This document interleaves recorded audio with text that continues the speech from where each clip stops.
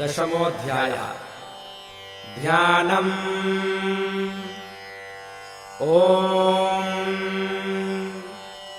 उत्तप्तहेमरुचिराम् रविचन्द्रवह्निनेत्राम् धनुश्शरयुताङ्कुशपाशशूलम् रम्यैर्भुजैश्च दधतीम् शिवशक्तिरूपाम् कामेश्वरीम् हृदि भजामि धृतेन्दुलेखाम्। ॐ ऋषिरुवाच निशुम्भम् निहतम् दृष्ट्वा भ्रातरम् प्राणसंवितम् हन्यमानम् बलम् चैव शुम्भः क्रुद्धो ब्रवीद्वचः बलावलेपाद्दुष्टे त्वम् मा दुर्गे गर्वमावह अन्यासाम् बलमाश्रित्य युध्यसे याति मानिनी। देव्युवाच एकैवाहम् जगत्यत्र द्वितीया का ममापरा पश्यैतादुष्टमय्येव विशन्त्यो मद्विभूतयः। ततः समस्तास्ता देव्यो ब्रह्माणि प्रमुखालयम् तस्या देव्यास्तनो जग्मुरेकैवासीत्तदाम्बिका। देव्युवाच अहम् विभूत्या बहुविरिहरूपैर्यदा स्थिता तत्संहृतम् मयैकैव तिष्ठाम्याजौ स्थिरो भव।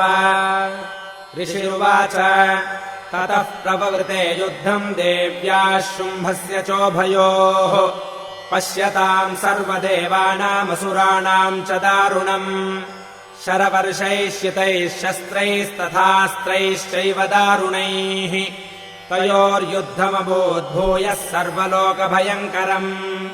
दिव्यान्यस्त्राणि शतशो मुमुचेयान्यथाम्बिका बभञ्जतानि दैत्येन्द्रस्तत्प्रतिघातकर्तृभिः मुक्तानि तेन चास्त्राणि दिव्यानि परमेश्वरी बभञ्जलीलयैवोग्रहुङ्कारोच्चारणादिभिः। ततः शरशतैर्देवीमाच्छादयतसोऽसुरः सापि तत्कुपिता देवी धनुश्चिच्छेदचेषुभिः छिन्ने धनुषि दैत्येन्द्रस्तथा शक्तिमथा ददे चिच्छेददेवी चक्रेण तामप्यस्य करे स्थिताम्। ततः खड्गमुपादाय शतचन्द्रम् च भानुमते अभ्यधावत्तदा देवीम् दैत्यानामधिपेश्वरः तस्यापतत एवाशु खड्गम् चिच्छेदचण्डिका धनुर्मुक्तैः शितैर्बाणैः शर्मचार्ककरामलम् हताश्वस्य तदा दैत्यश्चिन्नधन्वा विसारथिः जग्राहमुद्गरम् घोरमम्बिकानिधनोऽद्यतः चिच्छेदापततस्तस्य मुद्गरम् निशितैः शरैः तथापि सोऽभ्यधावत्ताम् मुष्टिमुद्यम्य वेगवान् समुष्टिम् पातयामास हृदये दैत्यपुङ्गवः।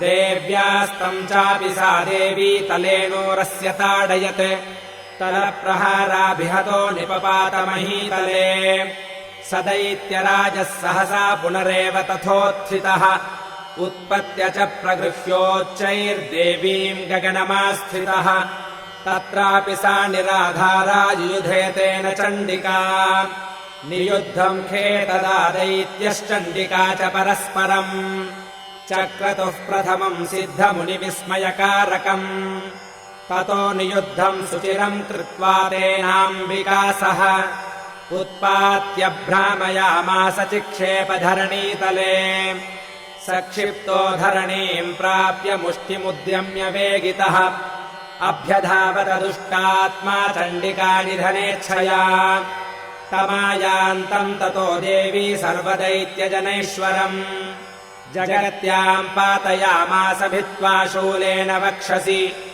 सगतासुः पपातोर्व्याम् देवी शूलाग्रविक्षतः चालयन् सकलाम् पृथ्वीम् साब्धिद्वीपाम् सपर्वताम् ततः प्रसन्नमखिलम् हते तस्मिन् दुरात्मनि जगत्स्वास्थ्यमतीवापनिर्मलम् चाभवन्नभः उत्पातमेघासोल्काये प्रागासंस्ते शमम् ययुः सरितो मार्गवाहिन्यस्तथा संस्तत्र पातिते ततो देवगणाः सर्वे हर्षनिर्भरमानसाः बभूवुर्निहते तस्मिन् गन्धर्वा ललितम् जगुः अवादयम् सदैवान्येन नृतुश्चाप्सरो गणाः ववुः पुण्यास्तथा वाताः सुप्रभो भूद्दिवाकरः जज्वलुश्चाग्नयः शान्ताः शान्तादिग्जनितस्वनाः ओम्